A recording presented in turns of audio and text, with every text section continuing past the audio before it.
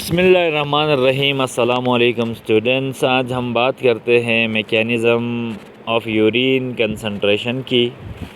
तो वाटर देखें स्टूडेंट्स, रीअब्ज़ॉर्ब होता है along the length of the nephron जब वो ट्रेवल करता है। अब सबसे पहले यहाँ याद रखिएगा, लूप ऑफ हैनल में और कलेक्टिंग डक्ट में वाटर की रीअब्ज़ॉर्प्शन की वजह से यहाँ हाइपरटोनिक यूरिन की फॉर्मेशन होती है। और जो मैकेनिज़्म है जिसको हम कहते हैं काउंटर करंट मैकेनिज़्म, इसमें क्या होता है स्टूडेंट्स, एक तो जो ब्लड है और जो फिल्ट्रेट था जिसमें कुछ चीज़ें ग्लोमेरुलस से आगे पास हो गई थी, और या जो लूप ऑफ हैनल में पाया जाता है, तो ये फिर मूव होके स्पेशल कैपिलरीज़ जिनका नाम हमने वाज़ा रेक्टा दिया था, जो पेरीट्यूबुलर कैपिलरीज़, यहाँ दोबारा वाटर रीअब्ज़ॉर्ब होगा।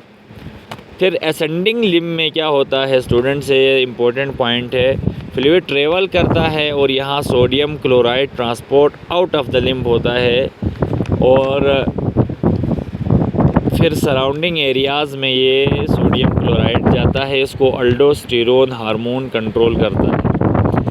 और जो हार्मोन इंक्रीज़ करता है वाटर को फिल्ट्रेट में, और ये डिक्रीज़ करता है वाटर को किडनी स्पेसिस में, उस हार्मोन को हम कहते हैं जी ADH। और डिसेंडिंग लिम्ब में वाटर पास आउट होता है ऑस्मोसिस के ज़रिए, और ये ADH कंट्रोल करता है। ADH anterior lobe of the pituitary से क्या हो रहा है जी, सीक्रेट हो रहा है, तो ये आपने याद रखना है। अब उसके बाद तो फंक्शन ऑफ किडनी की बात करें तो दो फंक्शंस हैं इसके, एक ऑस्मो रेगुलेटरी फंक्शन है। इसका मतलब ये होता है कि बॉडी की यानी स्टिमुलस, इन्वायरमेंट के स्टिमुलस या चेंजेस के हिसाब से ये या तो डाइल्यूट या कंसनट्रेटेड यूरिन बनाता है, या ऑस्मो रेगुलेटरी फंक्शन है। जबकि एक्सक्रीटरी ऑर्गन का भी ये काम करता है। इसका मतलब ये है कि ये ब्लड के अंदर मौजूद नाइट्रोजनस वेस्ट को फ़िल्टर करता है और रिमूव करता है in the form of urine. इसी को हम कहते हैं जी functions of kidney as a excretory organ. तो ये आपने याद रखना है, इसका ऑस्मो रेगुलेटरी और एक्सक्रीटरी फंक्शन। तो अब हम बात करते हैं disorder of the urinary tract. तो देखें, यूरोलॉजी में हम स्टडी करते हैं वो बीमारियां या वो एबनॉर्मलिटीज़ जो यूरिनरी ट्रैक्ट में आती है, और उनके ट्रीटमेंट की स्टडी यूरोलॉजी में करते हैं। और ये जितनी उम्र आती है एजिंग के साथ साथ किडनी अपना फंक्शन नहीं करता।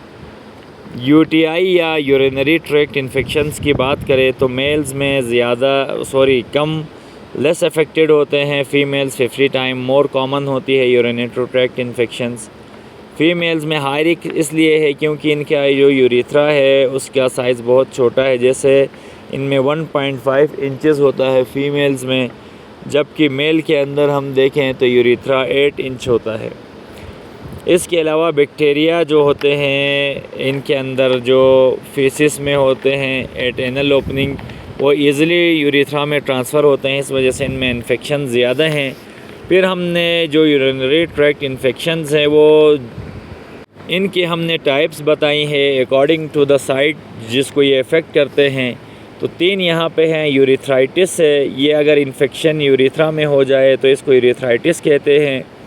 और एक सिस्टाइटिस है, अगर ब्लैडर के अंदर यूरिनरी कोई इन्फेक्शन आ जाए ये सिस्टाइटिस कहलाता है। पाइलोनेफ्राइटिस कहते हैं जी, किडनी के अंदर अगर कोई इन्फेक्शन आ जाता है ये पाइलोर है। तो ये 3 टाइप्स हैं यूरिनरी ट्रैक्ट इन्फेक्शन के। ट्रीटमेंट की बात करें तो देखें भाई, ये बैक्टीरिया से हो रही है तो एक तो एंटीबायोटिक्स देंगे। दूसरा पर्सनल हाइजीन, भाई सफाई आपने रखनी है अपने जिस्म की। कोई खाना खाते हैं तो भी हाथ धो के खाना है, साफ़ प्लेटों में खाना है, बर्तनों को सही से धोना है। इसके अलावा जब आप वाटर को बहुत ज़्यादा पिए ताकि बैक्टीरिया फ्लश आउट हो सके। और 3 बैक्टीरिया ये आपने याद रखने हैं जिनकी वजह से UTI होता है, ये अक्सर पोछा भी जाता है। E. coli bacteria UTI disease काज करता है। N. गोनोरिया यूरिथ्राइटिस या गोनोरिया, और T. पैलेडियम या सिफिलिस UTI डिजीज़ काज करता है। तो ये आपने याद रखना है।